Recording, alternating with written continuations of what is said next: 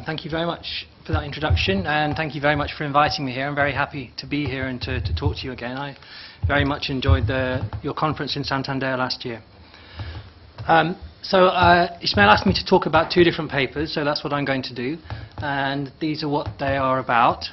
In terms of a general introduction, I'm sure I don't need to motivate the study of education in this building with these people. I guess the questions we always start with in research in this area is the policy implications about how do we improve student attainment, how do we reduce educational inequalities, essentially how do we make education better. Education matters hugely for an economy, for human capital formation, for skills, for economic growth. So at a national level it's really, really important. But at an individual level it matters for your earnings, it matters for earnings inequality, it matters for how you get on in life, it matters for social mobility, how you escape from poor beginnings in life and do well for yourself. And also education is much broader than that, which we economists tend to forget. It's about personal fulfillment and realizing your potential and so on. So an economist would probably read that list in that order, an educationalist would probably read it the other way up. But these are all important things. Education is very broad. We're talking about what families can do for their children. We're also talking about preschool and then universities and continuing training and learning. But the things I'm going to be talking about today are focusing about schools, and in particular schools in England between the ages of around 11 and 16. Okay, so the two policy areas I'm going to talk. That's the right. First one is about school accountability in a very broad sense, and in particular this time about school inspections. What role can a national school inspectorate play in making sure that schools and education are doing well? So is there a role for school accountability in raising educational attainment and maybe reducing educational inequalities? I think that the place to start is that schools are entrusted with two really important resources, either as a national policy maker or as a parent. You are entrusting the future and the talent and the potential of your child or the nation's children to these schools. They should not fail with that. So that's the most important single resource. Also, they spend an awful lot of money. In England, schools spend around £30 billion a year. I don't know what the exchange rate is, that's possibly 40-50 billion euros a year. It's a lot of money. Schools have to be accountable for those two things. So the question in this bit of research is there the accountability mechanism for schools, is that going to help to increase school standards and raise educational attainment? The other policy, and I'll talk about that paper first. The second one is to think about students, in particular the level of effort that students put into their studies. So we know quite a bit now about other inputs into education. We know about class size, maybe not so important. We know increasingly about how important teacher effectiveness is, teacher quality. But highly effective teachers can make a huge difference to the attainment of their children. We know about school resources, we know about family income and the huge importance of the home environment for children. But actually what the student does when they turn up for school, we know very little about. Does it actually matter? Let me rephrase that. How much does it matter if students work hard or don't work hard? Can a really hard-working student outweigh the detrimental effects of having an ineffective teacher? Or can you work hard to compensate for a lower level of cognitive ability? How much does effort matter? So that's what we're going to do in the second paper. All right, so I've just got one slide trying to explain the education system in England in one slide. Despite what a lot of people think probably from watching TV about England, hardly anyone goes to fee-paying schools. Hardly anyone goes to Eton and Harrow. 93% of students go to state-funded schools. They don't pay anything. They just go to state-funded schools. In terms of just sort of magnitudes, it's around 500,000 kids every cohort, every year. Compulsory schooling starts at age 4 or 5, goes through to 16. About half of the students then carry on to 18 to take further exams, and then they go to university. The way that schooling is organised, we have a national curriculum, so all of the schools in principle follow the national curriculum. Some of them now can opt out of that. And there are 4 key stages as they're described. And we're going to be focusing on key stage 4, which finishes at the end of compulsory schooling at age 16. The exams that they take then, called GCSEs, are very, very important for the students, and they're very, very important for the schools. So for the students, you have to do well in these exams to progress, to go to A-levels at age 18 and then to university. Or they're also very important for getting jobs. Employers require these. For schools, how well their students do in these exams is important for the school performance tables that are published, which I spoke about last time. Okay, I don't know what your rules are here, but I'm very happy to be interrupted, so I'll leave that to you. Economists, of course, are notoriously rude and will interrupt anyway, so I'm completely used to that. Okay, so this is the first paper. This is written jointly with Rebecca Allen from the Institute of Education. And this is about school inspections. Okay. Any system, any education system needs to have a policy for what to do with schools that are underperforming. So assuming we can identify which schools are underperforming, what do we then do about them? Do we leave them to sort themselves out and hope that things will get better after a few years? Do we jump straight in there after the first year of slightly disappointing data? And what do we do once we've identified them? Do we support the schools? Do we hammer them with restrictions, or what do we do? Okay. Now, accountability isn't straightforward, isn't easy, because it's very hard to measure teacher effort. So effort here is to be understood in a very broad sense. I don't just mean literally how hard you work, it's how well you focus on the task in hand. These things can't be measured for teachers and they can't be measured for schools. Okay, so accountability is, to start with, fairly fuzzy. Okay, I'm not particularly interested in the idea that teachers don't work hard. I'm sure they work as hard or as unhard as the rest of us. They're not especially good or especially bad.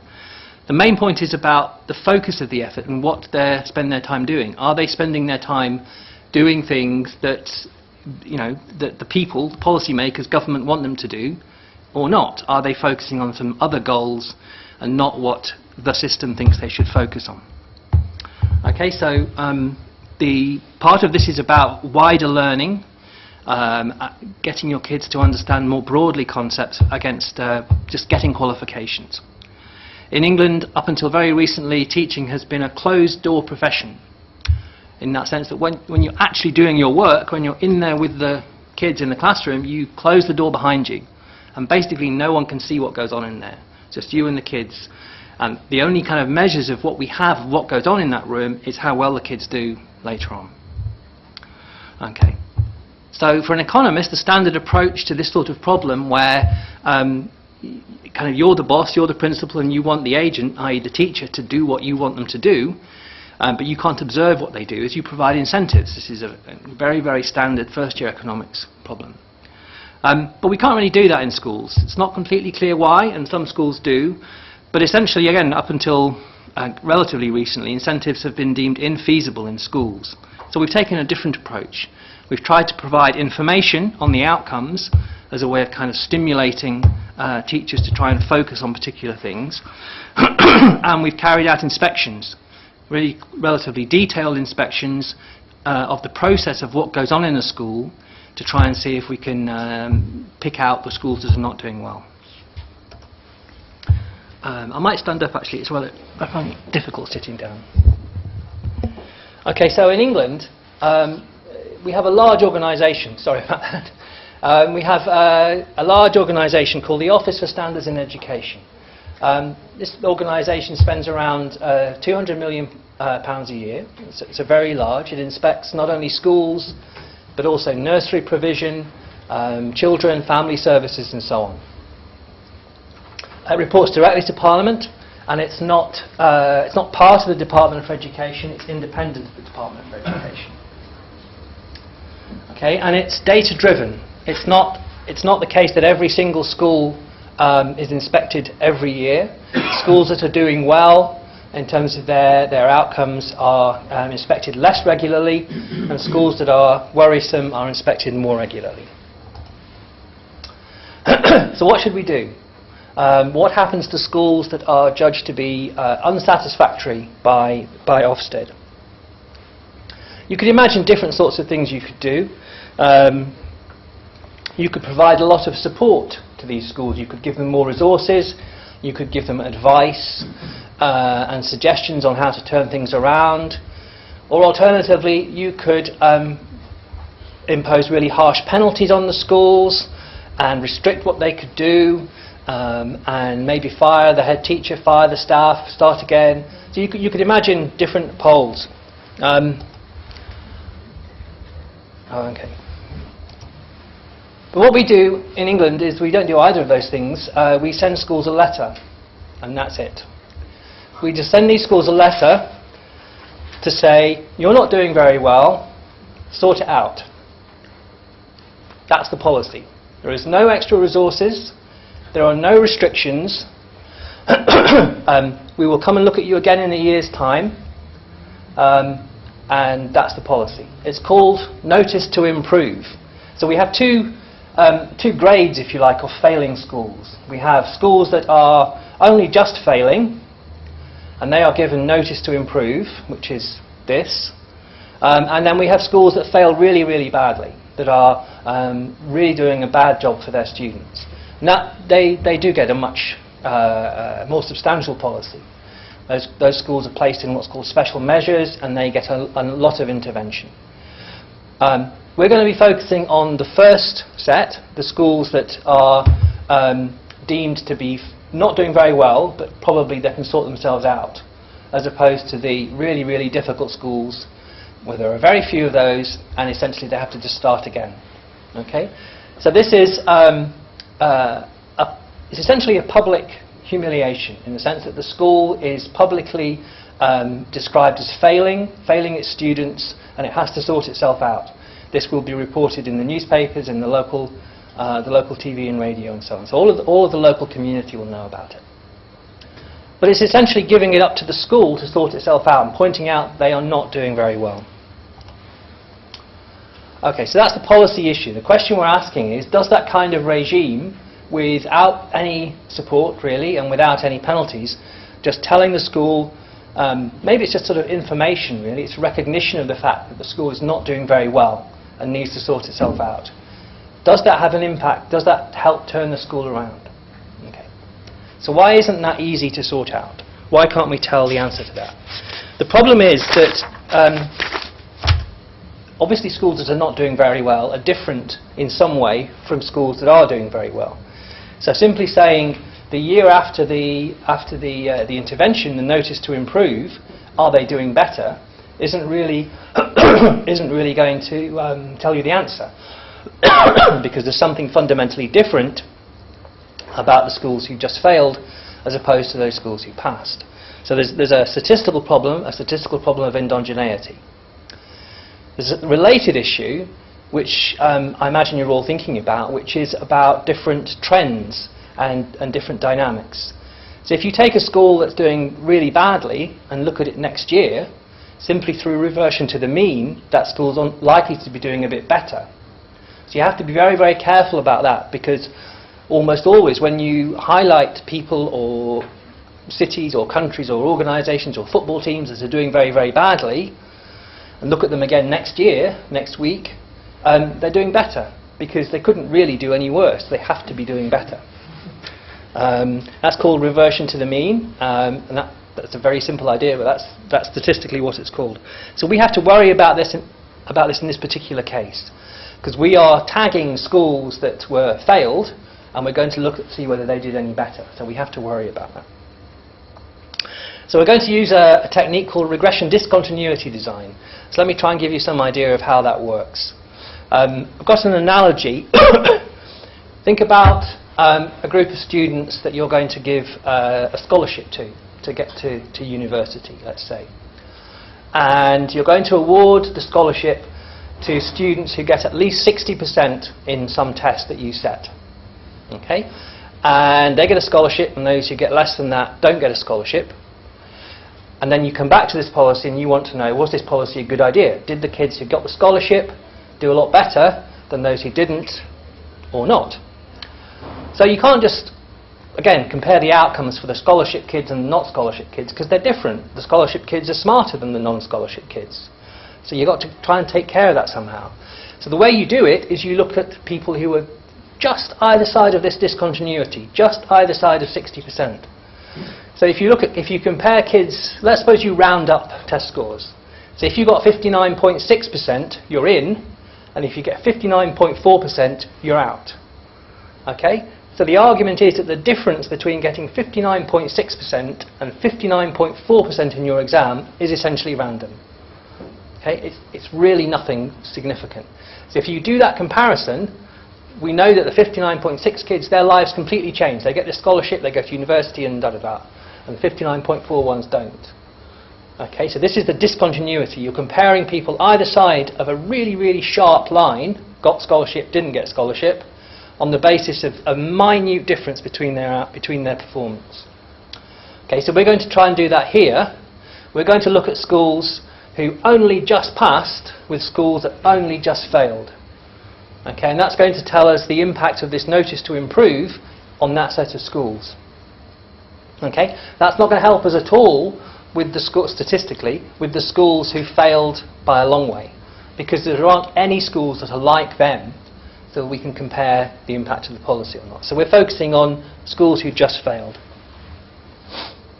Okay, so the way we're going to measure only just failed or only just passed is we're going to look at all of the sub-criteria that the inspectors use. They have a lot of sub-criteria, which I think is the next slide. Yeah, okay. So if you look at the second line down, there are up to 30, 40, 50, 60 different sub-criteria for their judgments that they make. Okay, on different aspects of the school, different aspects of performance, and so on. And so we're going to, roughly speaking, add all those up and compare schools who on those sub-criteria only just passed and only just failed. And that's the basis of our approach here. Okay, so this is the data. We're looking from 2002, if you look at the top row, 2002 through 2009. Why did we stop then? Well, we stopped then because we want to be able to see what happens after the inspection. So we need a bit of time after the last date that we're looking at here. And this is the number of school visits we're going to be looking at. It's quite a sizable number. 600, 700, 800 a year. Proportion failing, again, these are not large numbers, but they're significant numbers.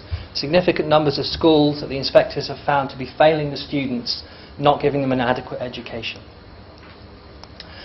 But you can see from the number of sub-criteria that's the basis of our statistical approach here.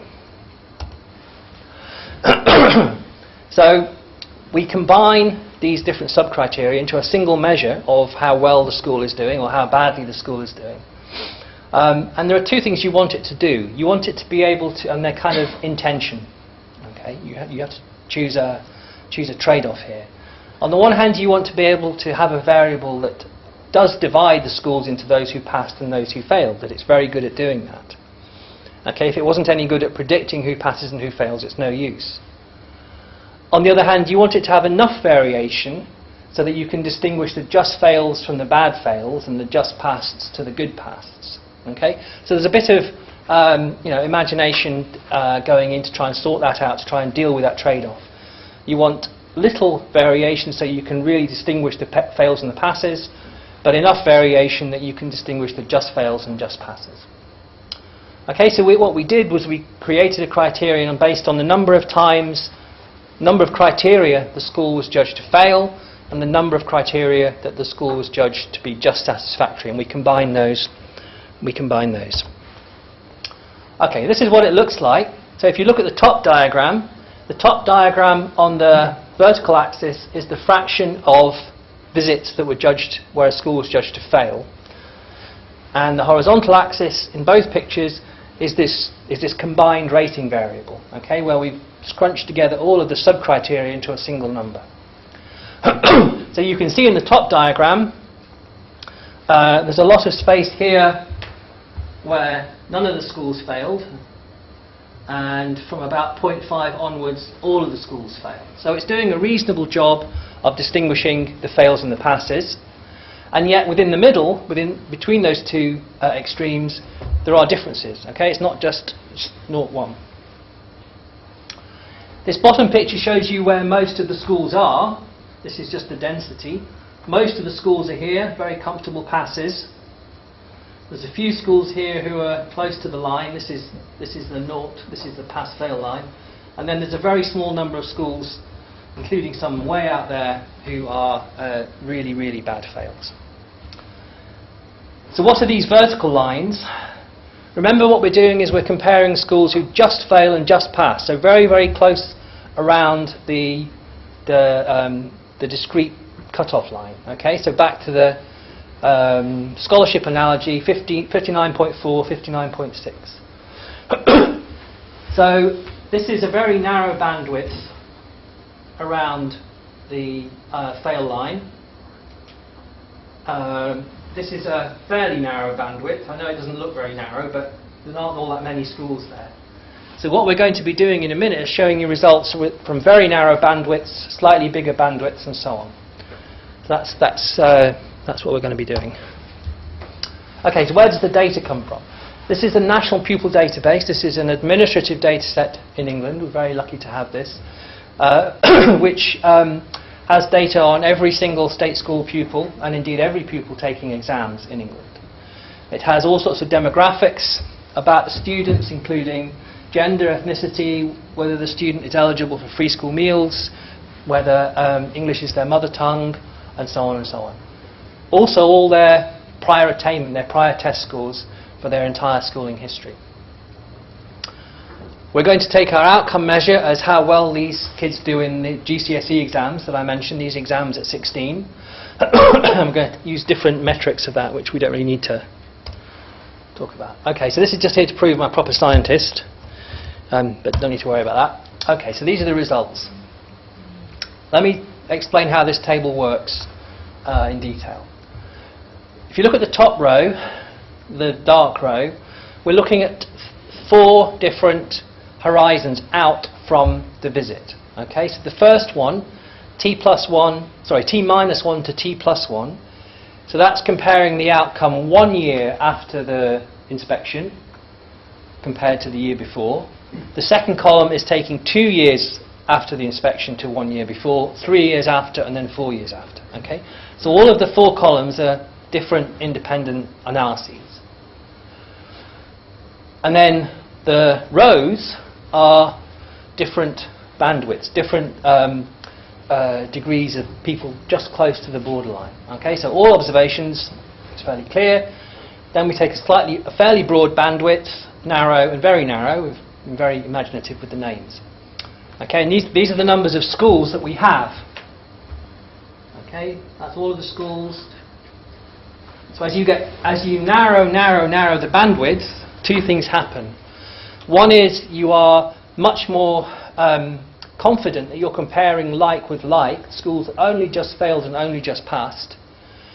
But on the other hand, you're getting fewer and fewer observations, so your statistical analysis will not be as powerful. So that, again, there's a trade-off there. So that's why we present all of the results so you can see how it looks across. So each of these cells is a separate analysis. That's the impact of being given a notice to improve. That's the standard deviation. That's the number of observations that we're looking at. Okay, so what can you see? So I'm going to focus on the narrow bandwidth, because for us that's the best place on this trade-off between comparing like with like and statistical precision. And what you see is that the first year after the inspection, there is something of an effect, but it's not statistically significant. It's twice as big 2 years after, and it's slightly bigger again 3 years and 4 years after. So no signs of declining. Doesn't appear to be wearing off. I wouldn't say that the increase from 0.102 to 0.121 is significantly bigger. So I prefer to say that there's nothing much in the first year, it doubles in the second year, and then it stays about the same. Okay? So those are statistically significant impacts, and they're also quantitatively significant impacts. So this is in terms of effect sizes. So these are standard deviations of pupil achievement. So 12% of a standard deviation, as I'm sure you all know having these seminars, is quite a sizable number. Certainly something worth having. If you look at the other bandwidths, they're reflecting a similar sort of pattern. Different kind of numbers, but similar sort of pattern. Not much in the first year, quite a substantial effect after 2 years, staying the same or increasing slightly into years 3 and 4. Okay.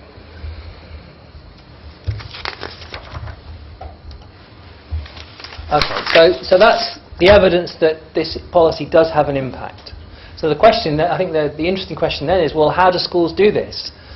Do they actually a concerted attempt across the school to try and improve the effectiveness of the school, to try and focus on the things that policymakers want them to?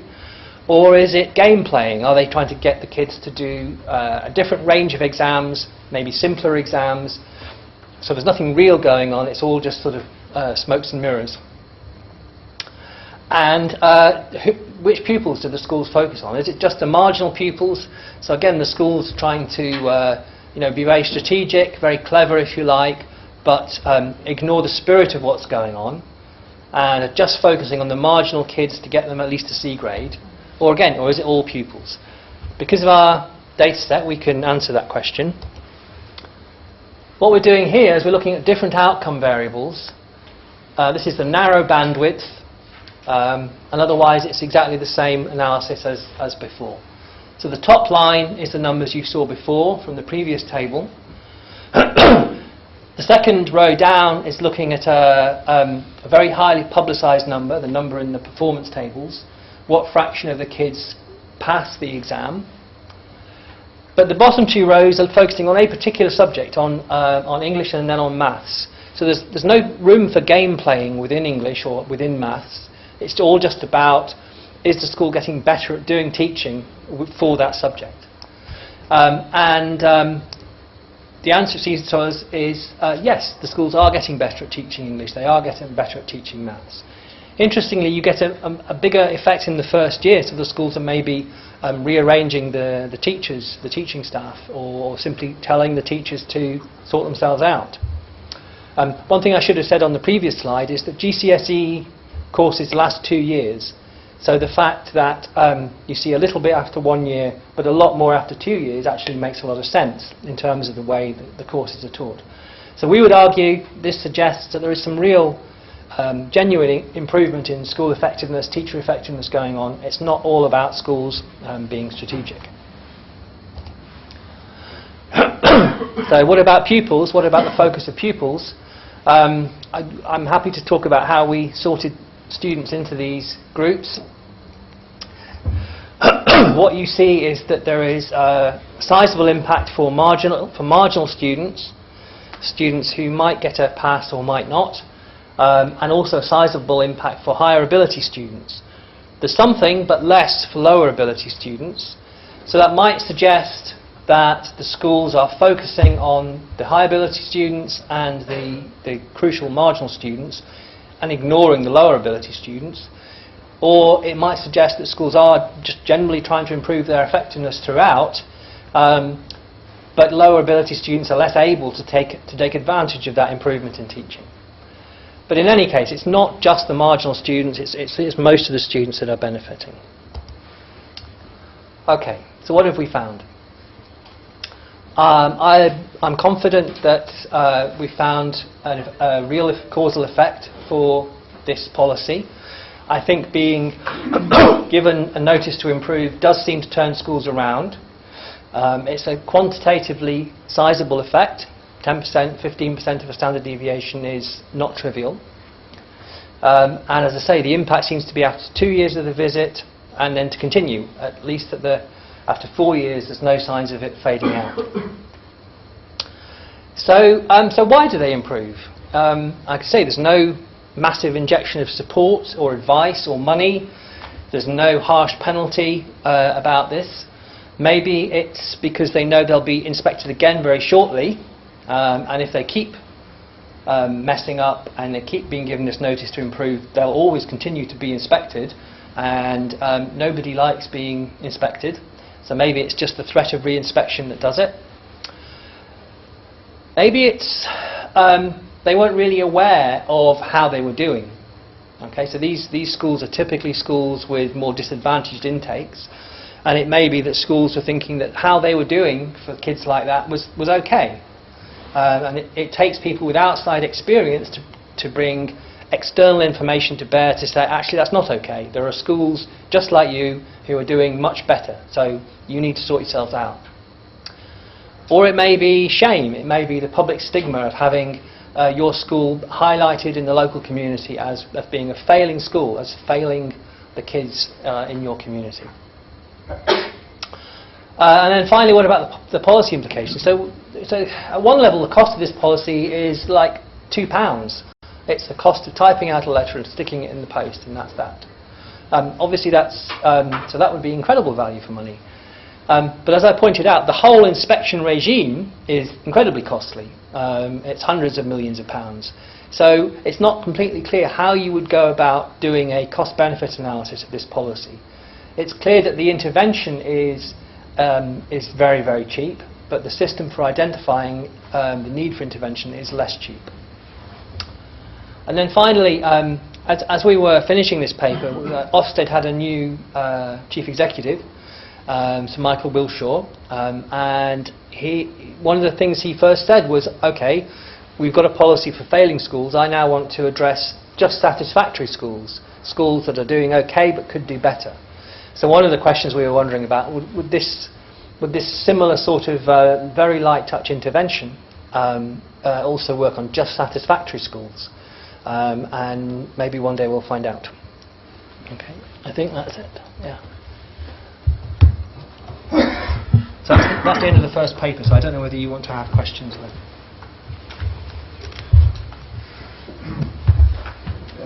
I would like to ask you if you have been able to control or identify some factors that could have happened after the inspection. For example, if I'm the principal of a school, and then I receive this very nice letter from the inspection, then what I can do is to try to transfer the worst students to other schools. And then I will raise my scores during the following years. Or if I have a specific problem with some specific teachers, then I can try to invite these teachers to go to other schools. So it's clear that something has happened, but I cannot say if just by the letter by itself has any effect. So the question is, have you identified what factors or what actions are doing the schools after receiving your letter of invitation to change? Yeah, so obviously I completely agree, it's not just the letter. The head teacher does not wander around the school waving the letter and magic happens. So it's a very good question. We looked a little bit at this. There really isn't a huge amount of movement of pupils.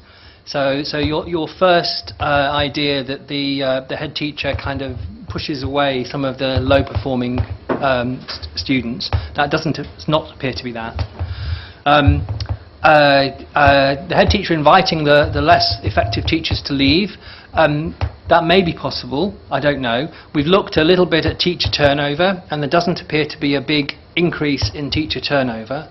What we can't do, for all that we do have some wonderful education data sets in England, we don't have a data set, we do not have a data set where we can look at measure teacher effectiveness. So I couldn't tell you whether it's the least effective teachers who are leaving or the most effective teachers who are leaving. there's some very, very recent research in the United States that suggests actually in an accountability system there, the schools that were highlighted as performing badly, the high-performing teachers actually stayed to try and kind of turn it around as opposed to run away. But I can't answer that question. I suspect that you're right, there may be some of that going on. The other possibility, of course, is for the head teacher to have a mirror and to look at himself or herself.